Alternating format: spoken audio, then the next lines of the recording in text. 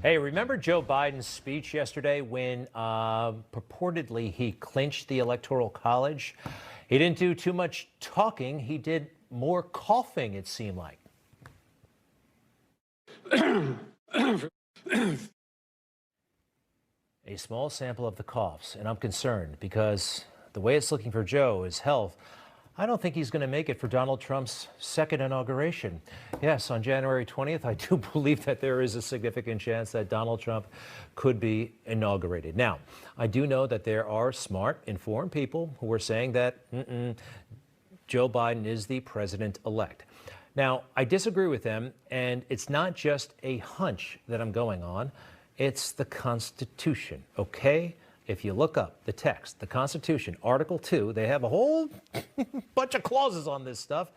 And let's take it full. This didn't happen yesterday, it happens on January 6th. The President of the Senate shall, in the presence of the Senate and House of Representatives, open all the certificates and the votes shall then be counted. All right, and it goes on, one more step, the person having the greatest number of votes shall be the president.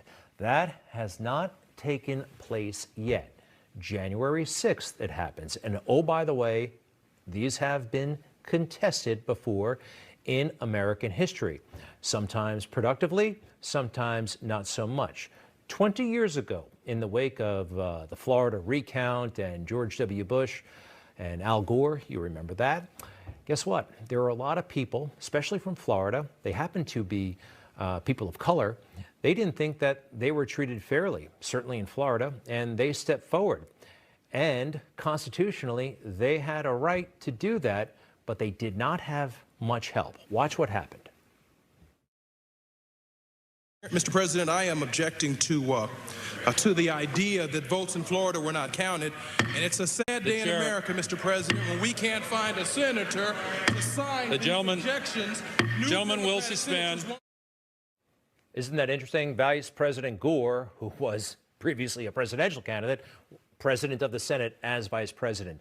Not yet, please, on that. So the members of Congress were looking for a senator to essentially complain with them about the election. If they did it in writing, a member of Congress, the House, and a senator, it would have to be debated. Now, it didn't work, but they certainly tried. More than a dozen kept coming forward, but they couldn't get one senator. Watch this. Mr. President, I have an objection at the desk to Florida's 25 electoral votes. Is the objection in writing and signed by a member of the House of Representatives and a senator? Mr. President, it is in writing, and it is signed by my Congressional Black Caucus colleagues, my House colleagues, and myself, but it is not signed by one single senator. The chair thanks the gentlewoman from Florida. On the basis previously stated, the point of order may not be received. Al Gore got pretty high marks from the mainstream media and people on the other side of the aisle for how he conducted himself that day. But it would have been very, very different, perhaps in history, if some senators signed up with those members of the House to further explore and discuss how this should all go down. Should these electoral votes be allocated as the Electoral College had indicated? Well, on January 6th, a lot of us are wondering, will there be House members and will there be senators who will team up and put this issue to the test? There is a real chance that it could happen. Members of the House stepping forward, joined by members of the Senate. Now, there is more historical precedent for this. Now, a lot of the stuff is obscure. It happened a long time ago, but in 1876, they had a brokered, essentially, electoral college. And it has happened. The rules are arcane.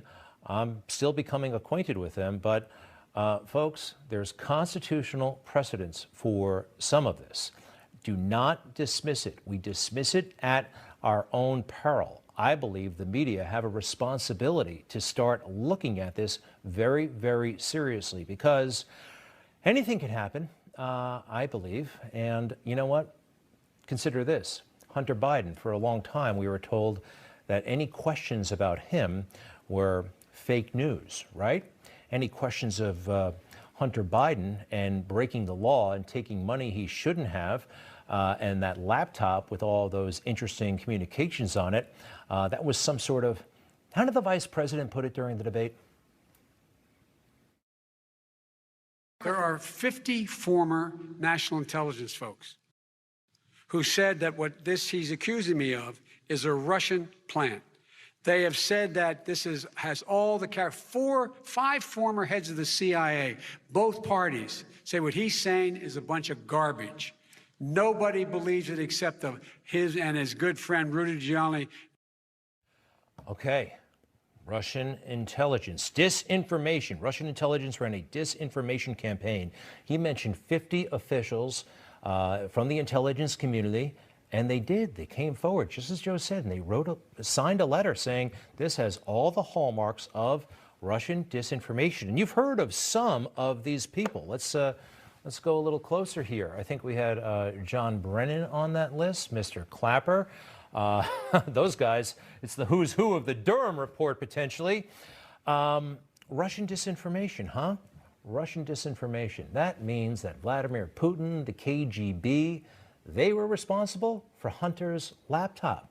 That's something else, right? Actually, no. Joe Biden was probably lying to us because the information is true blue American information. It totally is. This story is now validated. No one is saying that Rudy Giuliani colluded with the Russians. We're hearing it from the Department of Justice that Hunter Biden is being investigated. It is real. We should have known that before the election, don't you think? Instead, the media told us it was fake news. Now, we reported it, by the way, right here. Sinclair Television, I believe, reported it as well. But everyone else, they were just doing press releases for the Biden campaign. Kayleigh McEnany, the press secretary, one of the many reasons why I want Donald Trump to stay in office. Quite a moment in the briefing room today. Politico, October 19th, Hunter Biden's story.